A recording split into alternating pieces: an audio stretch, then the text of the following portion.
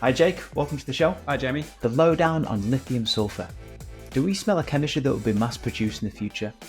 Apologies for the pun, but Jacob Carpenter, the commercial manager of Gelion, joins me to talk all things lithium-sulfur. He provides history on the chemistry as well as the issues it's had to date, as well as the abundance, price and manufacturability of sulfur and how it could be game-changing to many application areas. We also discuss battery recycling, especially given the future endeavours that Gelion will have in this space. And finally, we have a take charge first as I ask Jake some quick fire questions from you, our battery community. We hope you enjoy. Pleasure to have you on. Obviously, last time we met was in Stuttgart, the battery show. Absolutely. A good time there. Unfortunately, the football result didn't go our way, but we had a good time in the city nonetheless. Pleasure to have you on today. Talk about Gelion and lithium-sulfur and your journey. So let's start with you. First of all, Jake, talk us through your personal journey to date and how you came to join Gelion. Thanks so much, Jamie. It was a great night, Stuttgart. It's good time at the battery show as well. So I'm a commercial manager at Gelion, and my background really is quite a long history really through getting to be commercial.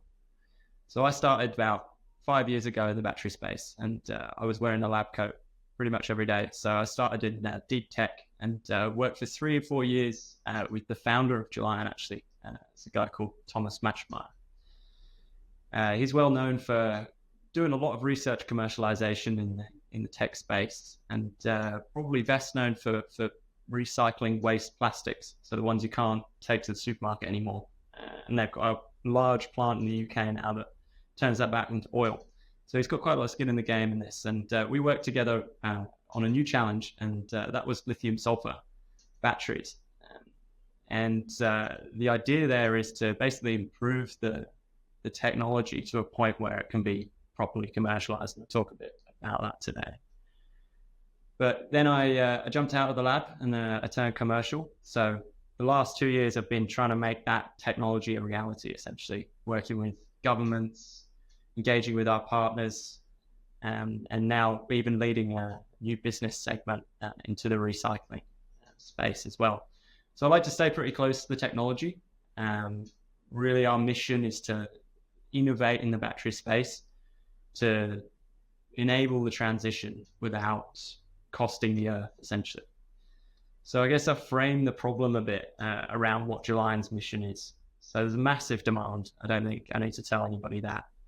Around the need for batteries, and around 200 terawatt hours, or 180 times the amount of batteries that's currently produced or produced in 2023 is needed for full decarbonisation. Around half of that is EVs. So really what we're trying to do is solve some of the key problems around how you make that 180 times increase required for full battery rollout across the entire world and decarbonising. So really, I guess there's three main things that we need to solve around that to enable us to properly roll out, EVs and stationary storage. A question I didn't have scheduled, but it's a transition I'd say fairly few people make in the industry, is from that kind of technical, scientific, lab-based background into commercial. So what inspired you to make that move, and have you enjoyed it? I've totally enjoyed it. I think the thing that really made me want to transition was you spend your life in academia doing a lot of things which are interesting, but potentially not a lot of things that end up being important. And I think you hear a lot about the transition of the valley of death, scaling up technology, and a lot of technology gets stuck in the lab or in a research paper. And look, I love research, I love academia, but I think that will to bring something out into the world and actually get some cash behind it and really make it past the sniff test in a lot of ways of investment was something I really wanted to do. So it's been an awesome journey. In terms of the history of lithium sulfur, well, actually, kind of why why choose it? So you need to touch on lithium-sulfur. First of all, kind of why choose it? Yeah, so I guess I kind of alluded to the fact that we need to solve a few problems before we can become a battery-faring world. And I think that really boils down to three main things. The first one is supply. You know, in the last few years, you've seen precious metals, critical minerals go to very high pricing. So nickel got to $30,000 a ton, cobalt 80,000, and lithium even 80,000. Those prices have come down a lot since 2022, 2023, and I think you're now starting to see lithium supply is matching demand, and that's probably going to continue. But where you see a lot of disparity is with nickel and cobalt, and there's still a lot of forecasts that there's going to be a big problem there. These are minerals that are coming out of places that are not particularly ethically producing things in some of the cases as well. And to be able to have an alternative to that is, I'd say, imperative to really scaling up in a sustainable way. The other big one is safety. Battery fires catch a lot of press, and whether that's a good thing or a bad thing, I'll leave it up to the audience. But I was at a conference last week, and there was a stat in New South Wales. So I'm based in Sydney, and this is a state of around 5 million people. And we've got about 5 battery fires happening a week around the state, just for a state of 5 million people. So that's actually quite a few. And the severity of these is typically bad. And so that's one aspect of it. There's a safety, and people need to be safe when they're operating these batteries. The other part of it is, I think, in the mindset of people. We want people to take up EVs. We want people to use these technologies, but if they're scared of them, they're never going to do that. So we need to solve the safety problem that's associated with lithium-ion batteries. And then the third one is performance. And I think what we're seeing, lithium-ion batteries have been ubiquitous now for 15 or 20 years. And the performance ceiling is getting reached, especially weight-wise. So the amount of energy you can store in a set weight is really reaching its peak. And that's got a problem for EVs. They're a lot heavier than typical cars. That means that the total cost of ownership is higher when you have a heavier car. Although you do get a lot of benefit from using electricity. The total cost of maintenance, I should correct myself there, is a lot higher. So that also limits commercial freight, aviation. If you start to think about getting things off the ground, weight is a massive factor, and you're never going to take out a significant portion of carbon emissions if you can't electrify those applications as well. So lithium-sulfur really provides an answer to that. It uses sulfur. Sulfur is a waste product. So we've been refining oil for the last 50 or 100 years. And when you dig oil out of the ground, it's got sulfur in it. And you can't burn that because it puts things into the air that are very bad for people. So you have to do a desulfurization process. And that desulfurization process yields sulfur. And so there's actually stockpiles of this stuff all over the world. There's pyramids in Alberta in Canada. And they're actually bigger than pyramids of Giza in Egypt. And they're made of sulfur. So this stuff is everywhere, and it's abundant. It costs, I think, 20 cents, per kilogram, compared to significantly higher costs for these critical minerals. So it's cheap and it's everywhere. You can manufacture it, outside of the typical supply chain. That also means, and Gelion's got some ways that we can make that manufacturing process even simpler as well. Safety, sulfur batteries, when they're short, they don't catch fire in the same way. They don't go to very high temperatures. And so that means that, you've got an inherently safer battery. And performance-wise, they're actually half the weight. So they are half the weight of existing lithium-ion batteries, which has a massive impact for the mass of these battery packs. So I guess that's why lithium-sulfur, in a sort of summary. Really fascinating stats on the safety. We had Soteria big on the show a while back and talking through battery fires in New York. But yeah, I had no idea the situation there as well in your state of New South Wales. So yeah, 5 battery fires a week. Yeah, on average 5 battery fires a week. And there was also a survey done of people basically around the country.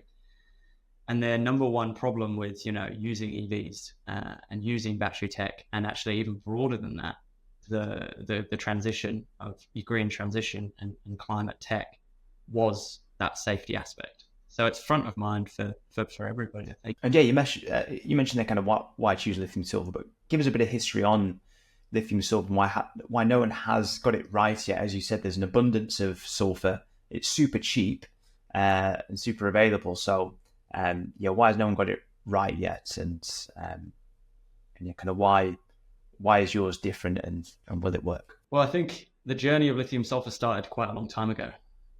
There was people doing the fundamentals on this in the 1960s, but that was kind of a long time before you needed high energy density batteries. Lead acid was kind of the go-to for a long time.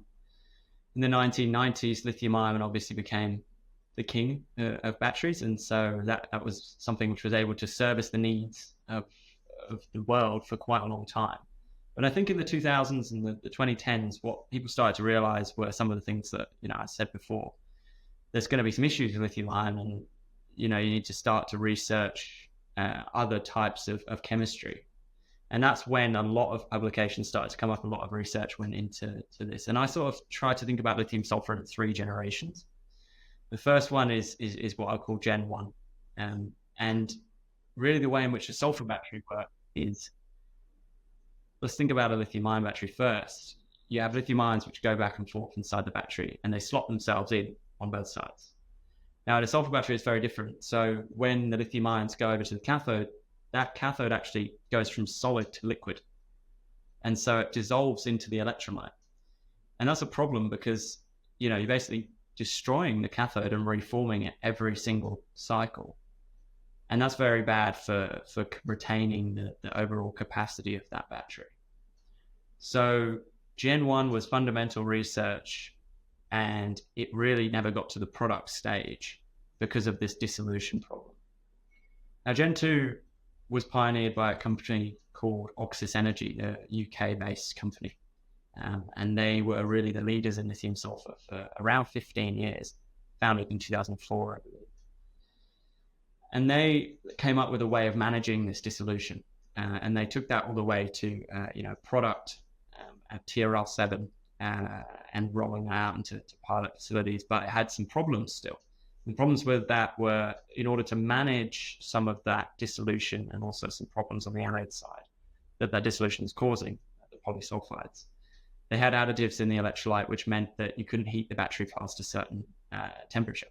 And that's obviously a problem for many applications. So then you come on to, where do you go from there? Well, where you go from there is what we call Gen 3. And that's essentially solving this dissolution problem. Rather than mitigating it, you're actually getting rid of it. And so essentially this is a polysulfide-free system, and you're also not using additives in the electrolyte that cause this temperature degradation. So that takes us to today. And you've got some people playing in the Gen 2 space, some people playing in the Gen 3 space. But what we're trying to do essentially is solve all of those problems, those barriers to commercialization, and get lithium sulfur off the ground. You mentioned there Oxis Energy, and obviously a business that you have acquired. You acquired the technology as well as also, is it OXL ID in the UK? Yeah, so that's Oxlid. So the history there really, and I might talk a little bit around, what Gelion does in terms of getting towards that Gen 3 and how those pieces fit in. But yeah, Oxis Energy went, for a long time, they sunk £100 million of cash into lithium sulfur, and they filed over 60 patent families during that time. Now, there was some of that on the chemistry, but a large portion of that was also on how to actually manufacture this next generation technology, how to deal with the lithium metal, how to manage these batteries in the larger battery pack and system, and some of the BMS or battery management system requirements that go around that. So it was a kind of suite of technology that we acquired. But what Oxis did in the last 3 years of their development was they actually moved into this Gen 3 technology. And what that really is about is 3 things. across the battery. First of all, on the cathode, what they did and what we've now taken and developed is something which is very simple to manufacture. So we use commercial materials, off-the-shelf materials that you can buy at ton scale, no problem. And we engineer them to work with our sulfur so that you actually don't have any pre-processing. It actually happens inside the mixer in the Gigafactory. So there's no PCAM or CAM manufacturing, as you might think in typical battery supply chains. You can use the sulfur that I was talking about earlier, the stuff in the pyramids, and these commercial materials that have been engineered by us to combine the two and actually have something which you can then coat and use. And you do all of that using water. So typical battery manufacturing uses very toxic solvents, things like NMP, which need to be recovered. And it's a massive cost to the overall process of battery manufacturing, and uses a lot of electricity. So that's part one. And that cathode, by doing all of that, also works very synergistically with the electrolyte to stop that dissolution. The electrolyte is polysulfide free, so it doesn't have dissolution in it.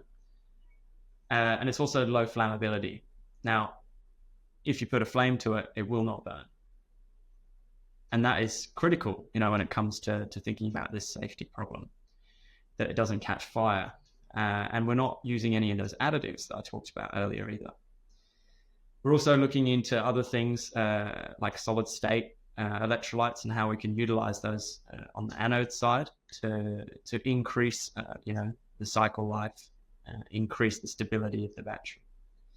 And that brings me to talk about the anode, which is one of the things that we got from Oxlid when we acquired them. So Oxlid is a great team led by a guy called Adrian Amig and Gareth Hartley. And their team essentially is operating in the UK, and they're innovating in the lithium-sulfur space. And we saw a strategic opportunity to acquire that company to take on some of this anode technology, which fit very well with what we're doing. It also gave us access to UK funding and a great team of people. So that's something which was really good for us. The other anode solution that we use is a silicon-based anode, and that's in partnership with a company called Ionblocks in the US. Now, I think Ionblocks have been on the show before, Jamie, is that right? Yeah, our good friend Suji, of course. Yeah, it's, I was going to ask you about the partnership with them. Obviously, when we met in Stuttgart, we met them together. So, yeah, talk us through, how you're working in conjunction with Ionblocks and their silicon anode. Yeah, absolutely. So I think Ionblocks is one of the premier companies out there in terms of battery innovation. Sujit and his team have been able to achieve some amazing things with their silicon anode. One of the things that they could do is very high C rates. So lithium metal has struggled in the past to be a very high power battery, and they achieve, I think it's 7 C in some of their tests, which is really quite impressive. And so when you think about some of the applications that we want to target, it comes down to a couple of things, and there's a power and cycle life, and those are things that the silicon anode does very well. So we're working with Sujit and his team to pair our cathode and our electrolyte system with that anode. So the idea of that is we basically have two main products, and one of them is the lithium-sulfur. And that's very high energy density. That uses the metal anode. That's for things like aerial applications. And then we're working with Ionblocks to extend out the cycle life, still with very good energy density, higher than today's batteries by a good amount, to increase the cycle life and essentially break into the mass EV and vehicle market. And we're making great progress towards that, I think. And I think, some of the technically minded people in your audience will be saying, well, where's the lithium in that battery? You've got silicon on one side and sulfur on the other. And Ionblocks has developed a proprietary method of actually pre-lithiating that as well, that we're able to leverage. So it's very exciting times to be working with Ionblocks. I think this is a battery which essentially has almost the same manufacturing as lithium ion, with no toxic solvents, water-based processing, and can service, these markets with materials that are fundamentally very abundant. So, really great to be working with that. Yeah, you mentioned before about the density elements and applications like eVTOL and future aviation. Makes a lot of sense with iBlock. So yeah, excited to see how that partnership continues to get off the ground, if you pardon the pun. So in terms of manufacturing, it remains a big problem in the battery space. So how do you plan to manufacture at scale, specifically for lithium-sulfur? Yeah, I think that's a great question. I've spent a lot of time in front of investors in the last couple of years, and the question you always get is, well, you're creating a new battery, that's great. You want X amount of money from us now, but how much are you going to come back for in the future? These gigafactories cost somewhere between 100 and 500, even upwards, million US dollars to establish. And that's a scary prospect for many people who are putting cash into the company. And so how do you solve that? Well, Gelion is a technology innovation company. We are working, at the component level, and we're also working with the supply chain to manufacture cells. So what we want to do is we want to leverage, contract manufacturing, spare capacity that's out there with some add-ons, around 5% add-ons to the existing infrastructure that's out there. And that works very well for us in terms of the markets that we want to service in the short term. So we're exploring partnerships across the UK, Europe, and the US as well. And I think one of the things that is important to note in that is, nobody's really cracked lithium metal manufacturing on the lithium-sulfur side. But one of the companies that's done a lot of it was Oxis Energy. And so that manufacturing know-how and IP is something that we're going to be leveraging to manufacture. Now, I guess people always want to know, when are you going to be able to get your hands on some of these batteries? And what we're doing is a 3-phase scale-up. So the first part of it is what we're calling the Advanced Commercial Prototyping Center, and that's actually going to be a facility that is based here in Sydney. And that's kind of essentially a pre-pilot. And the reason for that is I think a lot of companies are going straight to pilot manufacturing. And some of the time it works very well, and some of the time it doesn't work so well. I know for lithium metal based companies, there's a lot of empty pilot lines or not fully capacity operating pilot lines around the world today. And you even see governments stepping in now and putting these facilities. So we're going to do a pre-pilot scale up where we're going to get the cells into the hands of partners during 2025. And that's going to underpin a larger scale pilot project that we'll be looking at doing 2026, 2027. That will be sort of 3 to 6 megawatt hours of production capacity. And then we're going to move to a contract manufacturing and licensing model. And that's how we'll really take this technology and put it in the hands of the mass market. So it sounds like a busy few years ahead for sure. Good luck with that. I was reading about your partnership with Glencore. Super exciting. Before moving into the battery space, I worked in mining, so I was very familiar with Glencore's business. So what does that partnership mean for you now? Well, I guess if you worked in mining, you'll sort of see it's got a bit of mixed press, I guess. And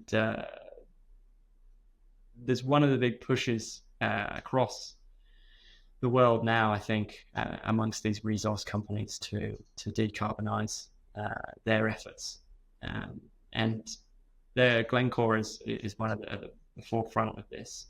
They've got strong targets around meeting emissions reduction and achieving greener processing. And so the objective of the JDA really is to accelerate the commercialization of Gelion's batteries and leveraging Glencore's expertise and their needs. So we've got the potential to supply batteries into these mine sites. And also heavy trucks and some of the equipment that goes on in their operations. we've got the opportunity through the recycling business unit to actually supply materials as well into that supply chain. And we're going to be looking at the potential of coordinating on that recycling as well. So we've got great synergy across, the business units, where Gelion's the technology innovator and Glencore has a, very strong foothold in the global supply chain, especially critical minerals. So that's kind of how we're going to be working together. And I guess all else I can say on that is, watch this space. It's interesting. It's almost like come full circle. So obviously Glencore, a mining business in terms of where we get all these minerals, and then obviously turning into batteries, and then we're supplying the batteries back into those mining companies, the mining houses, who are still getting those minerals from the ground. So yeah, super interesting. And talking about full circle, I know you've you're looking to build a recycling business in the UK. So yeah, kind of what inspired you to do this with everything else that you have going on? Yeah, absolutely. So I think as an innovation company, we saw an opportunity in the recycling space. Gelion is made of sort of three main subsidiaries. The first of that is based in Sydney, where I am right now. And that's very much focused on our lithium-sulfur business. And similarly, we have a subsidiary in the UK that's focused on that. And the recycling business is really to service, I think, a need across the UK and Europe for increased recycling capacity. So, I spoke a bit about the public perception of batteries and what people think about safety, but the other big one on people's minds is waste, and how, you're going to process all of this battery waste. And there's kind of two main streams of that. The end-of-life batteries, which I think you'll see a lot more of, in the next decade as EVs are coming to the end of their life, ones that are sold today. And the other big one is, whilst companies are building gigafactories around the world, they're going to have a lot of production scrap. It's up to 50% in some of these gigafactories that are starting to roll out batteries. And that needs to be reprocessed and recycled. The UK is one of the countries in the world that's putting in significant battery manufacturing capacity. And so we saw an opportunity there. Now, there is some issues with current recycling. You've really got two options. The first one is burn your batteries and recover a small amount of metals in very impure form. And that works okay if you want to, get the minimum value out of it and not landfill the batteries. But what you're seeing now is, there's a better way, and also that is not really flying in high regulation environments where, you've got a lot of toxic off-gas and things like that. So that's pyrometallurgy, and that's being phased out a lot really now. The other one is hydrometallurgy, and that's the space in which we play. And I think some of the key issues with that really are, you have a large amount of waste that's being generated. So for every ton of battery products that's made from this recycling method, 800 kilograms of solid waste is being generated. And that's not really sustainable. So what we're doing is we're solving that problem. And we're also trying to bring down the capex of these plants by introducing new tech that improves lithium extraction and the purity of these products, which is going to be particularly important in environments like the UK and Europe, where you haven't got the same level of funding, I think, that's going in places like China and the US. So it's exciting times, I guess, across the business. I really enjoyed this conversation. We've got a few quick fire questions from the community, a new section. So obviously we put a message out on LinkedIn last week to say you were coming on, and we got a few questions from the community. So we'll go through those. Also conscious that it's getting dark on your end. So for the listeners and viewers, we have a first on the podcast. Jacob is tuning in from Sydney. So it's the evening for you. It's the morning for me here in Barcelona, which is a beautiful setting, by the way, behind you that for the viewers, obviously you can see, but for the listeners, it's it looks like a nice setting. Talk us through where you're sitting. Yeah, so I'm sitting in Redfern, which is the headquarters of Gelion and Technologies. We've got about 40 people who work here, and we've got a number of labs as well in the building. And it's interesting because this is actually an old tram shed facility. So I think it was built around 150 years ago, and you can see the cranes are actually still hung up inside, and there's even still an operational blacksmith on the other side of the road, which is a very interesting clash between the old and the new sort of industries. But yeah, they renovated this around 20 years ago into deep tech. So Gelion is the biggest company in this particular National Innovation Centre. So that's where I'm joining from. Yeah, it's cool. Nice. It looks very Sydney. It looks very cool. So getting into the quick fire questions from the community. First one, as we have seen in the US, the increase in lithium recycling capacity is far outpacing the growth in feedstock. Is this a similar issue for lithium-sulfur? How are Gelion looking to address the feedstock issue? Yeah, so I think the first part of that, I'd have to say lithium-sulfur is a next-gen technology. So I think we're not at the point yet where you have significant end-of-life cells going to scrap, but we're certainly thinking about how we can recycle that cell. And we're looking at putting projects in place where we're able to recover all of the lithium out of those cells. So yeah, stay tuned for that one. But I guess in terms of our recycling business, how we're addressing feedstock, there's a couple of main things we're doing there. First one is we're forming partnerships with companies that have access to black mass, which is the battery scrap feedstock. And the second one, I think, is we're enabling recycling of feedstock that's less desirable. So if you look at the breakdown of feedstock in Europe over the next, say, 10 years, a good bit of it is nickel, manganese, cobalt, so NMC. But a decent percentage of it, around 20%, is going to be LFP. And that's not really economically recyclable currently. And so we're trying to change that. So I'd say those are the main things we're doing in the feedstock space. Question from a different person, want to remain anonymous, with huge success stories in stationary storage from places like California, Texas, and even those across southern Australia. 2 questions. What are the major obstacles left in developing this technology? And the second question, how much growth can we expect from similar projects across the US, Australia, and other countries over the next 10 to 20 years? Major obstacles, I think, is actually going to be in financing a lot of these projects. I read a report from a large energy company in Australia looking at the number of battery energy systems committed by policy and by companies, and the number of them which have been funded. And it was quite striking, the difference between it in terms of the ones that are actually going to be committed and being built. And I think the reason for that is largely driven by the cost of operation. And that comes down to a couple of things. So you can think about, well, what does it cost you to store that energy?